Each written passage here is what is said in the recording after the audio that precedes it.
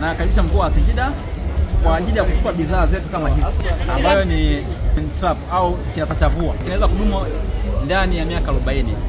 Kwa majina anaitwa Mponzi Paul, natokea mkoa wa Singida. Leo tumekuja na ubunifu wa hichi kifaa kinaitwa trap au kinasa cha vua. Hiki ni kifaa ambacho kimefanya ubunifu na vijana kutoka mkoa wa Singida. Vijana wameweza kubuni hichi kifaa ambacho ni rahisi na unatega kwenye mzinga wa nyuki, ambao ukitega hichi kifaa unapata chavua ya nyuki, ambayo kwa kimsingi hii chavua ya nyuki ni kama tibalishe kwa binadamu. Kupitia huu ubunifu, kwanza ni kifaa ambacho kinatumia mbao na ni portable, alafu na kinauza bei rahisi, kinadumu kwa muda mrefu. Hiki kifaa kinaweza kudumu ndani ya miaka 40.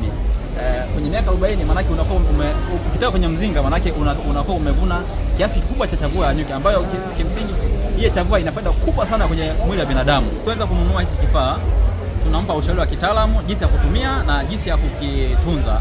Maana yake utunzaji wa hichi kifaa unaweza kusaidia matokeo chanya, ambayo unaweza kuvuna vumbi la Singida kwa wingi sana ndani ya mwaka mmoja, na ambayo inaweza kusaidia kijana kujikwamua kiuchumi. Na ukishanunua hichi kifaa hichi utapewa ushauri jinsi ya kukitunza, jinsi ya kukilinda na jinsi ya kufanya matengenezo kipindi ambacho kinaharibika.